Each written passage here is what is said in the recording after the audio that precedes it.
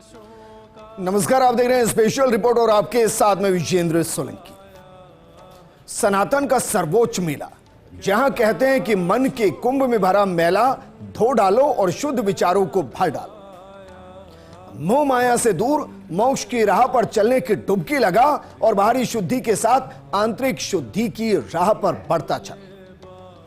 लेकिन सोचिए, भूते ना भविष्यते, यानी जो महाकुंभ हमारी जिंदगी में ना आया है ना दोबारा आएगा, उस महाकुंभ में हम क्या ढूंढ रहे हैं? हर्षा रेछौरिया, मोनालिसा, आईआईटी बाबा, या फिर बेबसी के साथ गिड़गिड़ाने को मजबूर हो चुके कांटे वाले बाबा? आज का प्रोग्राम आपको इसलिए देखना चाहिए ताकि आप खुद से सवाल कर सकें कि सनातन के सबसे बड़े महाकुंभ, जिसके लिए कहा जाता है कि देवता भी स्नान करने आते हैं, उसमें हम क्या खोज रहे हैं, क्या पाना चाहते हैं, क्या देखना चाहते हैं, क्या सुनना चाहते हैं, क्या ग्रहण करना चाहते हैं और क्या दुनिया को देना चाहते हैं। जहां आकर मोह माया, सांसारिक सुख दुख, भूख प्यास, अपना पराया सब गौण हो जाता है, वहां माया बोल रही है, माया ढूंढी जा रही है। आंतरिक खूबसूरती से इतर बाहरी खूबसूरती तक पहुंचने की जंग चल रही है। तो क्या स्नान मात्र से पाप धुल जाएंगे? आज हम आपसे कुछ सवाल करने वाले हैं, इसलिए अगर इस प्रोग्राम के जरिए किसी के मन को थोड़ा भी दुख पहुंचे तो हम शुरुआत में ही माफी मांगते हैं, क्योंकि महाकुंभ अमृत को हासिल करने का जरिया है, जहर उगलने का नहीं, ग्रहण करने का नहीं। तो फिर महाकुंभ में सनातन वर्सेस सोशल मीडिया की इस जंग में जहर और अमृत की परिभाषा क्या हो चली है, यह समझाने की आपको थोड़ी सी अपने अल्प ज्ञान के साथ कोशिश करेंगे।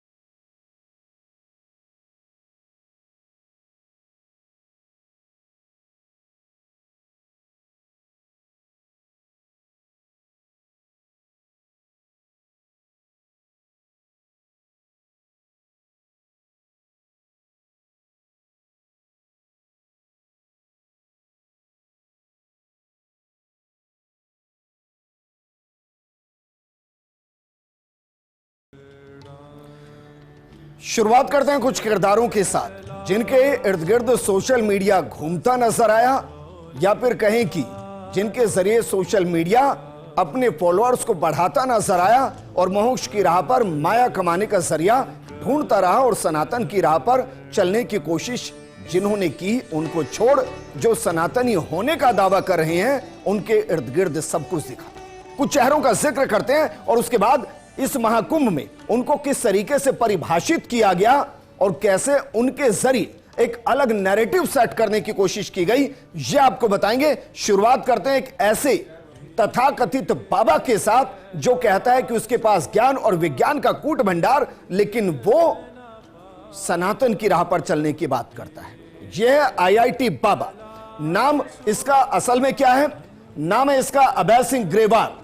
यह हिसार का, हरियाणा का रहने वाला है और इसने पूरे महाकुंभ पर एक पूरे सप्ताह तक अघोषित डेरा डालकर रखा। अघोषित डेरा सोशल मीडिया के जरिए जिस प्लेटफॉर्म पर दिखा उस पे ये आईआईटी बाबा नजर आया। लेकिन क्या वाकई में ये किसी का आदर्श हो सकता है जो कहता है कि मैं ज्ञान विज्ञान को छोड़ मोक्ष की राह पर ईश्वर को प्राप्त करने निकला हूं?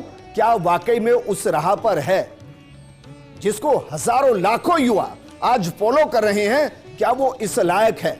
इसका विश्लेषण आगे करेंगे, लेकिन अगला चेहरा जरा देखिए जिसके इर्द गिर्द अभी तक महाकुंभ में न सिर्फ चर्चाएं हो रही हैं बल्कि उसको लेकर संत समाज दो धड़ों में बट गया है। नाम है हर्षा रेछौरिया, निवासी उत्तराखंड, सोशल मीडिया इन्फ्लुएंसर, लेकिन फिलहाल खुद को संत साध्वी कहती हैं। फिर कहती हैं कि नहीं, मैं नहीं हूं, मैं सिर्फ समझने आई हूं। लेकिन इस दौरान बाबाओं को एक तरीके से भला बुरा भी कहती हैं, रोती भी नजर आती हैं, और एक तरफ जो मोह माया को त्याग सनातन की राह पर चल रही थी, वो अचानक से मोह माया की तरफ फिर से मुड़ने की बात करती हैं और अब शाही स्नान तक वो पहुंच रही हैं। उनके इर्द गिर्द किस तरीके से नैरेटिव सेट हुआ ये भी हम आपको बताएंगे। लेकिन एक और चेहरा जो मासूमियत से भरा हुआ, जो अपने परिवार का पेट पाल रही थी, मोनालिसा।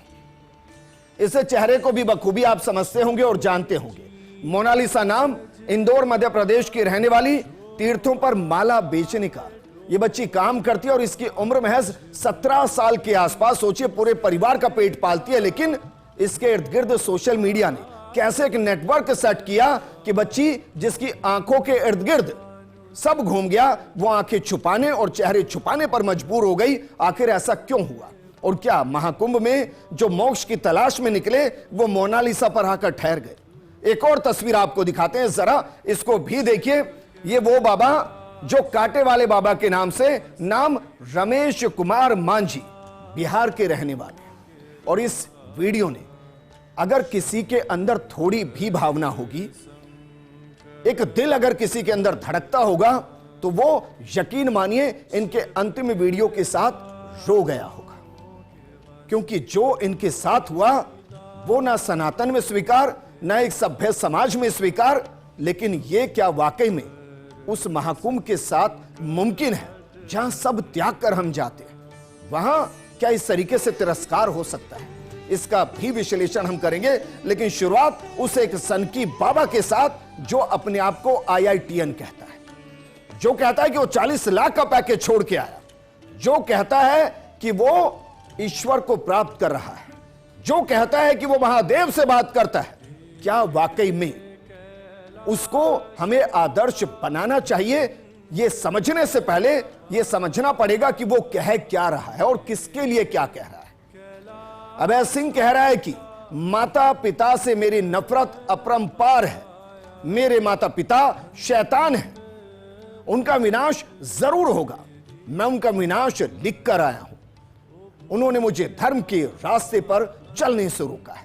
आप सोचिए, जो जननी है, जिन्होंने संस्कार दिए, जिन्होंने उन्हें IITN बनाया, जिनके दम पर 40 लाख का पैकेज पाया, आज उन्हीं के विनाश की बात कर रहा है, अपने माता पिता को शैतान कह रहा है। क्या वो सनातनी हो सकता है? क्या वो धर्म के रास्ते पर हो सकता है? इसको समझने के लिए आपको धर्म में जो लिखा हुआ है उसको समझना पड़ेगा। प्रभु श्री राम ने कुछ कहा, क्या कहा जरा इसको पढ़िए। उन्होंने कहा कि जननी जन्म भूमिश्चय स्वर्गादपि गरी यसी। इसका अर्थ क्या है कि माता और मातृभूमि का स्थान स्वर्ग से भी ऊपर है, वो स्वर्ग जहां देवता रहते हैं। और ये उनके विनाश की बात कर रहा है, उनको शैतान कह रहा है। और सनातन, आप सोचिए कहां है वो मौजूद? वो त्रिवेणी धाम पर मौजूद है। ये खुद को IITN कह रहा है, ना उसको ज्ञान, ना विज्ञान, ना सनातन। अगर इनमें से किसी एक का भी ज्ञान होता तो यकीनन वो ऐसा नहीं कहता। लेकिन क्या ये हम सब का आदर्श हो सकता है? क्योंकि जो मां को शैतान कह दे, सोचिए जरा, अगर मां का स्थान सनातन में सर्वोच्च नहीं होता तो श्री कृष्ण यशोदा नंदन नहीं कहलाते, राम कौशल्या नंदन और हनुमान जी अंजनी पुत्र नहीं कहलाते। अगर मां का स्थान सर्वोच्च ना होता तो हमारे त्रिदेव मां अनुसुईया के लिए बालक ना बन जाते। और आज के वक्त में भी समझिए, अगर मां का स्थान सर्वोच्च ना होता तो हमारे जवान दुश्मन से लड़ते हुए भारत माता की जय जयकार नहीं लगाते और जय जयकार के साथ दुश्मनों की काल नहीं बन जाते। इसलिए आपको तय करना होगा कि आपको जननी को त्याग, ईश्वर को प्राप्त करने का आडंबर करने वाले, अपनी जिम्मेदारियों से भाग खुद को जिम्मेदार दिखाने वाले, धर्म पथ कर्तव्य पथ से हटकर खुद को बाबा कहलवाने वाले IIT वाले अभय सिंह को अपना आदर्श मानना है, या फिर माता के लिए 14 साल वनवास करने वाले प्रभु श्री राम को, युवाओं को कैसा आदर्श चाहिए? देश को ऐसे अभय सिंह से बचना चाहिए, क्योंकि हमारे संत महात्मा कभी माता पिता के आशीर्वाद के बिना त्याग को सनातन नहीं मान सकते और स्वीकार नहीं सकते। और इससे आगे बढ़कर सोचिए, जिस त्रिवेणी में स्नान से मुक्ति का मार्ग ये अभय तलाश रहा है, वो नदियां नहीं है, वो सनातन में हमारे लिए मां है। मां गंगा, मां यमुना और मां सरस्वती तीनों को ही सनातन में मां का स्थान रखा गया है, यानी मां की कोख से कलयुग में हम आ रहे हैं और मां की कोख से ही ईश्वर के श्री चरणों में मोक्ष पाएंगे। फिर मां के बिना कैसे दुनिया हो सकती है, ईश्वर प्राप्त हो सकते हैं? सोचिएगा जरूर, क्योंकि महाकुंभ समुद्र मंथन से जुड़ा है और मंथन में अमृत और जहर दोनों निकला है। अब आपको प्रभु श्री राम की मात्र प्रीत भक्ति का अमृत अपने मन रूपी कुंभ में भरना है, या फिर अभय सिंह का मात्र पितृ तिरस्कार का जहर ग्रहण करना है? ये आपको तय करना है, आपको तय करना है। क्योंकि जिस तरीके से अभय सिंह को फॉलो किया गया, आप सोचिए उसके माता पिता को जब ये पता चला कि अभय सिंह महाकुंभ में है, वो उससे मिलने आ रहे हैं, तो वहां से वो भाग जा रहा है। क्या जो अपने जननी का नहीं हो सकता वो किसी का हो सकता है? अभय सिंह धर्म को लेकर बयान देते हैं, उस धर्म को लेकर जिसकी परिभाषाओं को समझ ही नहीं पा रहे, लेकिन कह क्या रहे हैं जरा इसको भी समझिए। क्योंकि अभय सिंह कह रहे हैं कि उन्हें धर्म की स्थापना करनी है, वो एक नया धर्म बनाएंगे। वो कह रहे हैं कि अखाड़े के कुछ लोगों ने नाराज होकर निकाल दिया, वहां पर दशकों से पुरानी सोच के तहत लोग जी रहे हैं, वो अपने सिस्टम से ही चलते हैं। मैं अपना या किसी और का अखाड़े बनाने नहीं आया, मुझे धर्म की स्थापना करनी है। एक ऐसा धर्म जिसमें माता पिता के लिए स्थान ना हो, एक ऐसा धर्म जिसमें माता पिता का तिरस्कार कर दिया जाए, एक ऐसा धर्म जिसमें माता पिता को शैतान कह दिया जाए, एक ऐसा धर्म जिसमें माता पिता के विनाश की बात कही जाए। क्या एक ऐसे व्यक्ति को किसी का आदर्श होना चाहिए? आपको अभय सिंह की विकृत सोच का एक और उदाहरण देते हैं, सर्वोच्च उदाहरण देते हैं। इस वीडियो को जरा खुद देखिए और फिर समझिए कि उसकी मेंटल स्टेज क्या हो चली है। जरा इस वीडियो को चलाइए। इंसानियत ही कुछ अलग है यार, मतलब सही में तो इतने टाइम से बोल रहा हूँ भाई, मैं प्योर हार्ट वाला इंसान हूँ यार। मैं यदि बोल रहा हूँ कि महादेव से बात करते, मैं बोला यदि महादेव मेरे को ये बोलने के लिए बोल रहे कि भाई तू ही विष्णु है, तो मैं झूठ थोड़ी बोल रहा हूँ। जब सब कुछ प्रूव कर दूंगा, मैं जब सारी शक्तियां ले लूंगा, तब मानोगे तुम लोग। फिर मानने का मतलब ही क्या है? फिर तो तुम सबको सुदर्शन से काट दूंगा। सुदर्शन से नहीं कटोगे तो त्रिशूल से काट दूंगा, महादेव त्रिशूल भी दे दोगे मेरे को। अब सोचिए, कह रहे हो कि वो प्योर हार्ट वाला इंसान है, यानी कि सच्चे दिल वाला। सच्चे दिल में मां के लिए कोई जगह नहीं है, पिता के लिए कोई जगह नहीं है, इस संसार के लिए कोई जगह नहीं है। वो क्या कह रहा है कि वो महादेव से बात करता है, यहां तक ठीक है। वो क्या कह रहा है कि अगर उसे सुदर्शन मिल गया तो सबको काट देगा, महादेव के त्रिशूल से सबको काट देगा।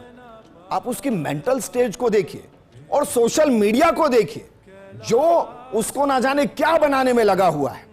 उसके लाखों फॉलोअर्स को यह सोचना चाहिए कि क्या वाकई में एक मानसिक विकृत सोच के व्यक्ति को हम फॉलो कर सकते हैं, उसकी विचारधारा को पोषित कर सकते हैं। यह तय हो गया कि ना वो विज्ञान को जानता है, ना उसके पास आध्यात्मिक ज्ञान, और सनातन का तो शीर्ष छोड़िए, उसके शून्य तक को नहीं जानता है। और यह व्यक्ति खतरनाक, और इसीलिए शायद संत समाज ने उसे बाहर का रास्ता दिखा दिया। सोशल मीडिया को भी दूर रहना चाहिए, क्योंकि ऐसे व्यक्ति अगर किसी एक को भी पथभ्रष्ट करते हैं तो उसकी जिम्मेदारी सोशल मीडिया की होगी, सनातन की नहीं। बहरहाल दूसरे चेहरे की तरफ आते हैं। दूसरा चेहरा हर्षा, जो सोशल मीडिया इन्फ्लुएंसर, लेकिन अचानक से महाकुंभ में आई।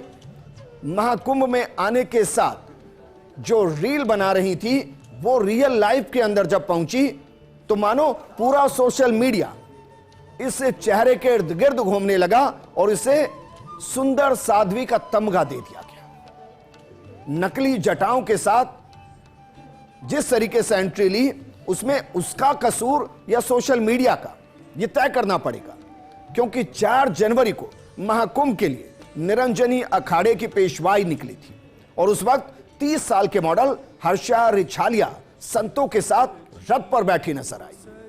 पेशवाई के दौरान हर्षा रिछालिया से पत्रकारों ने साध्वी बनने पर सवाल किया था। इस पर हर्षा ने बताया था कि मैंने सुकून की तलाश में वो जीवन चुना जिस पर अब मैं चल रही हूं, और मैंने वो सब छोड़ दिया जो मुझे आकर्षित करता था।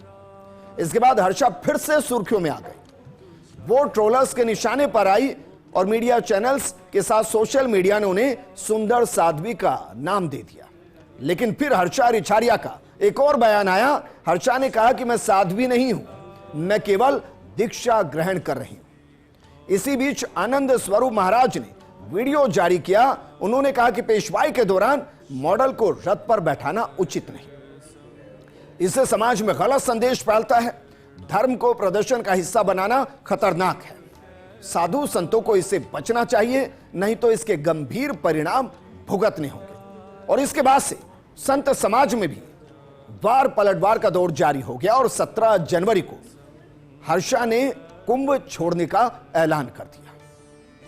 आप सोचिए सर, कुंभ छोड़ने का ऐलान उन्होंने कर दिया, लेकिन क्या उसके बाद वापस वो आई? और कुंभ क्या वाकई में ये बिना सोचे आई कि यहां अमृत और जहर दोनों मिलेगा? हर्षा रिछालिया, जिसके बारे में हम बता चुके हैं कि उत्तराखंड की है, सोशल मीडिया इन्फ्लुएंसर है वो, लेकिन अचानक से संत समाज के साथ नजर आई तो कई सवाल खड़े हुए, क्योंकि हर्षा ने एक वीडियो बनाया और वो वीडियो तेजी से वायरल हुआ। इस वीडियो में हर्षा रोती नजर आती है, कहती हैं कि मैं ना कोई मॉडल हूं और ना ही कोई संत हूं, मैं सिर्फ एक एंकर और एक्ट्रेस थी। संतों ने महिला होने के बावजूद मेरा अपमान किया, आनंद स्वरूप को पाप लगेगा, यह हर्षा रिछालिया ने कहा। और इसके बाद समाज दो हिस्सों में बंट गया। एक जो कह रहा था कि धर्म को दिखावे से दूर रहना चाहिए, और एक जो कह रहा था कि धर्म में हर किसी को समान अधिकार होना चाहिए। तो क्या बटा हुआ संत समाज हर्षा को शाही स्नान कराएगा? बिल्कुल कराएगा, क्योंकि हर्षा वापस लौट आई है। और कौन कराएगा और किसने क्या कहा, जरा इसको भी देखिए, क्योंकि हर्षा के इर्द गिर्द ना सिर्फ सोशल मीडिया बल्कि वर्तमान में संत समाज भी नजर आ रहा है। हर्षा का सनातन धर्म के प्रति समर्पण और लगाव है। वो सीधी साधी लड़की है, नारी सशक्तिकरण के प्रतीक है। उन्हें अनायास निशाना बनाया जा रहा है। विरोध करने वालों को जवाब देने के लिए हर्षा को मौनी अमावस्या का अमृत स्नान रथ पर बैठाकर कराया जाएगा। वो संतों के साथ अमृत स्नान करेंगे। इसके माध्यम से समाज में एक बड़ा संदेश जाएगा कि धर्म और अध्यात्म में नारी की महत्वपूर्ण भूमिका है। और ये किसने कहा? ये कहा श्री महंत रविंद्रपुरी ने, जो कि अध्यक्ष हैं अखिल भारतीय अखाड़ा परिषद के, और वो सचिव हैं निरंजनी अखाड़ा के।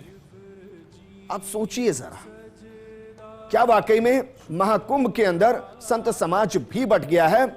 और एक सोशल मीडिया इन्फ्लुएंसर जो 45 दिन के लिए संत बन रही हैं, वो वीडियो शेयर कर रही हैं, वो नकली जटाओं के लगाने के वीडियो शेयर कर रही हैं, वो नीले आंखों के लेंस के वीडियो को शेयर कर रही हैं। क्या वाकई में वो सब कुछ त्याग कर महाकुंभ में धर्म को तलाशने निकली हैं, सनातन को तलाशने निकली हैं, मोक्ष को समझने निकली हैं, या फिर अपने फॉलोअर्स को बढ़ाने निकली हैं और उसके लिए धर्म को एक रास्ता बनाया गया? यह सवाल इसलिए है क्योंकि जिस वीडियो का हम जिक्र कर रहे हैं उसमें हर्षा रोते हुए दिखाई दी, और वीडियो में कई सवालों को जन्म दिया गया। क्या किसी महामंडलेश्वर के समकक्ष विश्व के सबसे बड़े धार्मिक उत्सव में यूं ही कोई पहुंच सकता है? क्या महामंडलेश्वर के रथ पर सवार होना आसान है? और क्या स्वामी कैलाशानंद गिरी जी महाराज की शिष्या होने के बाद जब संत समाज के एक हिस्से ने उनका विरोध किया, तो क्या कैलाश नंद गिरी महाराज जी उनको समझा नहीं पाए कि जिस महाकुंभ को समझने आए हैं ये भी उसी का हिस्सा है, इसका सामना कीजिए, भागना नहीं है? और क्या किसी संत के विचार भिन्न होने पर उनके लिए अपशब्द कहना उचित है, या फिर उनको यह साबित करके दिखाना कि जिस राह पर वो चल गई हैं वही मार्ग सही है? अगर धर्म की राह पर चलना था तो कांटों से मोहब्बत करनी होती है, क्योंकि मोक्ष की राह तभी पाई जाती है जो लोभ प्रलोभ सम्मान अपमान से परे होता है। तो क्या रियल लाइफ की हर्षा रेछोलिया रियल लाइफ को समझ ही नहीं पाई? सवाल यह भी है कि क्या हमारा सोशल मीडिया एक खूबसूरत महिला को सन्यासी वेश में देकर अपनी व्यूअरशिप के चक्कर में सब कुछ भूल बैठा, और वो भी भूल गया कि वो महाकुंभ को कवर करने आए हैं, ना कि किसी फैशन शो को जिसमें चेहरे और फिटनेस को प्राथमिकता दी जाए। सवाल यह भी है कि व्यक्ति का अतीत क्या है? क्या वो वर्तमान को तय करता है, भविष्य को तय करता है? हमारे इतिहास में अनेकों उदाहरण हैं जिनमें व्यक्ति पहले अपराधी रहा और फिर दार्शनिक हुआ है। तो क्या हर्षा को उसकी राह पर छोड़ना ही उसके साथ इंसाफ नहीं था? सवाल यह भी है कि अगर हर्षा सब कुछ त्याग कर आई थी तो फिर सोशल मीडिया पर महाकुंभ की हर तस्वीर क्यों डाली गई? क्यों स्नान से लेकर श्रृंगार तक के वीडियो डाले गए? क्या ये फॉलोअर बढ़ाने का मोह, फेमस होने की चाहत और धर्म के दम पर पैसा कमाने का मकसद नहीं था? यह सोचने का विषय है, क्योंकि जहां मोक्ष होता है वहां मोह नहीं होता, और जहां मोह होता है वहां मोक्ष नहीं होता। क्या आपने कभी किसी नागा साधु का इंस्टाग्राम देखा है या सोशल मीडिया अकाउंट देखा है? यकीनन नहीं देखा होगा। तो फिर यह क्या है? बहरहाल यह समाज को तय करना है कि हर्षा ने एक सब कुछ खुद की आत्मा की शुद्धि के लिए किया या फिर प्रसिद्धि के लिए किया, क्योंकि मामला लाखों लोगों को इंपैक्ट कर रहा है। लेकिन एक और चेहरा, वो चेहरा जो मोनालिसा, इंदौर मध्य प्रदेश की रहने वाली, रुद्राक्ष की माला बेचकर अपने परिवार की जिंदगी को चलाने वाली। वैसे तो आपने उसके सैकड़ों वीडियो देखे होंगे जिसमें वो मुस्कुरा भी रही है, लोगों को अपने आसपास देखकर गर्व भी महसूस कर रही है कि देखते ही देखते वो सेलिब्रिटी हो गई। लेकिन हम आपको उसका अंतिम वीडियो दिखा रहे हैं जो सामने आया और उसके बाद वीडियो नहीं आया। मोनालिसा जो देखते ही देखते सोशल मीडिया पर वायरल हो गई, अब इसको महादेव का आशीर्वाद कहिए कि जो उनकी आंखों से निकले आंसुओं से बने रुद्राक्ष की मालाओं को बनाकर बेचकर घर चलाती हैं, उनकी आंखों पर दुनिया मोहित हो गई और देखते ही देखते माला बेचने वाली मोनालिसा सेलिब्रिटी बन गई। इनके नाम पर सैकड़ों फेक सोशल मीडिया अकाउंट बन गए। लेकिन क्या यही सच्चाई है? देखिए जरा इस वीडियो को। इसमें मोनालिसा तंग आ गई है, वो बचकर भाग रही है, अपने चेहरे को ढक रही है, खुद को बचाने की कोशिश कर रही है। जानते हैं क्यों? क्योंकि जिस कार्य को करके वो अपने परिवार का पेट पाल रही थी, लोग उस कार्य में बाधा बन गए। उनको देखने और फोटो खिंचवाने तो भीड़ आई, लेकिन कोई माला खरीदने नहीं आई। तो क्या इन लोगों के लिए महाकुंभ मोनालिसा की खूबसूरती का मेला बन गया? क्या आध्यात्म की राह पर चलने की सोच लेकर आए इन लोगों को खूबसूरती की राह मोहने लगी, और मोक्ष की कामना लेकर आए इन लोगों की कामना सिर्फ मोनालिसा के साथ फोटो खिंचवाने तक सीमित रह गई? यह सवाल आपको खुद से करने पड़ेंगे। इसका परिणाम क्या हुआ कि एक लड़की का जो कर्म पीछे छूट गया, जो उसकी पहचान थी और जो चेहरा उसकी पहचान मान लिया गया, उसको वो खुद छुपा रही। तो फिर सच क्या है? सच यही है कि आस्था की राह आपको सब कुछ देती है, और जब आपको सब कुछ मिलता है तो फिर आस्था पीछे छूटने लगती है। और यह महाकुंभ इस कहानी में भी अमृत और विष का ज्ञान दे रहा है। इसमें अमृत है, कर्तव्य पथ आपको प्रसिद्धि देता है, और प्रसिद्धि के साथ आपको बहुत कुछ खोने का विष पीना पड़ता है। और इसीलिए तस्वीर आपको दिखा रहे हैं कि जिस मोनालिसा के चेहरे के पीछे लाखों लोग हैं, उस चेहरे के साथ इस मकान को भी जरा देख लीजिए। इस मकान में ही ये बच्ची मोनालिसा रहती है, जिसमें महज एक कमरा है, एक भाई, दो बहनें और परिवार माला बेचकर ही चलाता है। और हालात ये हो गए कि बच्ची माला भी नहीं बेच पा रही। आप सोचिए, सोशल मीडिया के कारण परेशानी में आई मोनालिसा के प्रयागराज छोड़ने की खबरें सामने आई। फिलहाल परिजनों के अनुसार वो महाकुंभ में ही है और मेला खत्म होने के बाद ही घर लौटेगी। इंदौर के महेश्वर इलाके की रहने वाली मोनालिसा यूट्यूबर और सोशल मीडिया इन्फ्लुएंसर की भीड़ की वजह से परेशान हो गई। सैकड़ों लोग उसके साथ सेल्फी लेने पहुंच रहे थे। मोनालिसा 50 लोगों के ग्रुप के साथ महाकुंभ में आई थी, लेकिन अभी फिलहाल वो गुम हो गई है महाकुंभ में, उस चेहरे की वजह से जिस चेहरे के लाखों दीवाने हुए। अब उन लाखों से वो खुद अपना चेहरा छुपा रही है क्योंकि रोजगार नहीं कर पा रही। लेकिन अंत में आपको एक और वीडियो दिखा रहे हैं। वो वीडियो एक ऐसे बाबा का है जो 40 साल से कांटों के सेज पर रहते हैं, लेकिन इस पूरे महाकुंभ में उनके अनेकों वीडियो आए। इस वीडियो के साथ शायद उनका सफर खत्म हो गया। ये कांटे वाले बाबा, इनकी कांटों की शैया, कांटों का ओढ़ना, लेकिन कांटों भरी राह पर चलकर जिस्म को छलनी कराकर परिवार का पेट पालना भी इस समाज को रास नहीं आया। और चंद सिक्के और चंद कागज के टुकड़ों का उनकी पोटली माना इस समाज को अखर गया। 1000-2000 रुपए में बाबा की तपस्या पर सवाल खड़े कर दिए गए। और जिस सनातन में बुजुर्ग सम्मान, संत सम्मान सर्वोपरि, उस सनातन के महाकुंभ में एक बुजुर्ग बाबा की आंखों से आंसू निकाल दिए गए। वो आंसू जो बेबसी से भरे हैं, वो आंसू जो मुफलिसी से भरे हैं, वो आंसू जो अपना कसूर समझ नहीं पा रहे, क्योंकि इस कांटे वाले बाबा ने किसी से 1 रुपया भी नहीं मांगा। जिसने जो दिया वो स्वीकार किया। तो फिर इस पर सवाल क्यों?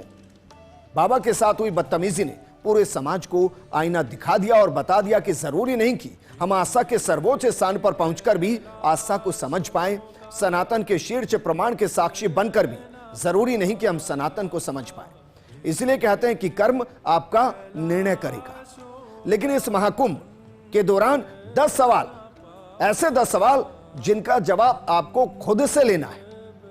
और ये सवाल क्या है, ये हम आपको बता रहे हैं। इनमें सवाल नंबर 1, खुद से पूछिए, महाकुंभ याद आते ही आपको हर्षा, मोनालिसा, IIT बाबा, कांटे वाले बाबा याद आ रहे हैं, या नागा साधु, तपस्या, सनातन, धर्म, हवन, मंथन या अध्यात्म याद आ रहा है? आप खुद से पूछिए। सवाल नंबर 2, आप महाकुंभ क्या खोजने गए, मोक्ष या मोह, या क्या खोजने जा रहे हैं? सवाल नंबर 3, महाकुंभ की चर्चा आने वाले वक्त में सोशल मीडिया वायरल चेहरों पर होगी या सनातन के प्रति बढ़ते आकर्षण पर? यह सवाल भी खुद से पूछिए। सवाल नंबर 4, आप खुद से पूछिए, चंद वायरल चेहरों के अलावा महाकुंभ में कितने तपस्वियों को आज आप जानते हैं? यह सवाल पूछिए खुद से। सवाल नंबर 5, क्या कुंभ जाकर भी हम आध्यात्मिक खूबसूरती की जगह शारीरिक खूबसूरती में फंस जाते हैं? सवाल नंबर 6, हर्षा का खूबसूरत होना हमारे लिए महत्वपूर्ण है या उसका आध्यात्म के प्रति झुकाव, या हम आंतरिक और बाहरी खूबसूरती को तय ही नहीं कर पा रहे? सवाल नंबर 7, मोनालिसा की खूबसूरती अगर सभी को आकर्षित कर रही है तो फिर उसके रोजगार में बढ़ोतरी की जगह उसको अपना काम बंद क्यों करना पड़ रहा है और किसकी वजह से? सवाल नंबर 8, अगर हम सांस्कारिक कांटों को त्याग मोक्ष की तरफ जाना चाहते हैं तो फिर कांटे वाले बाबा बेबसी के आंसू बहाने पर मजबूर क्यों हो रहे हैं? सवाल नंबर 9, अगर माता पिता को कोसना, उनके नर्क में जाने की दुआ करना पाप है तो फिर IIT बाबा की बातों से हर कोई प्रभावित हो, उनको सही कैसे ठहरा सकता है? यह सवाल भी खुद से पूछिए। और सवाल नंबर 10, अगर हमें पृथ्वी के सबसे बड़े मोक्षदायिनी उत्सव में भी माया, देह और बाहरी आवरण में फंसा रहना है तो क्या सिर्फ महाकुंभ में स्नान से मोक्ष मिल पाएगा, पाप धुल पाएंगे? ये सवाल भी आपको खुद से ही करना है। लेकिन जिस तरीके से सोशल मीडिया वर्सेस सनातन की जंग नजर आई, उसमें एक पहलू यह भी है कि सोशल मीडिया के जरिए हम उन तस्वीरों को भी सनातन से जुड़ी देख पाए जो शायद वहां जाकर हमारे लिए देख पाना मुमकिन नहीं। लेकिन कहते ना कि अच्छाई के साथ बुराई भी आती है, और यही तो महाकुंभ का सार है कि जब आप खुद को मथने निकलेंगे तो मन के कुंभ से जहर भी निकलेगा और अमृत भी। तय यह करना है कि महाकुंभ में आपको अपने मन के कुंभ से जहर को कितना विसर्जित कर और कितना उसमें शुद्धिकरण का अमृत भरना है। प्रोग्राम में फिलहाल इतना ही। नमस्कार।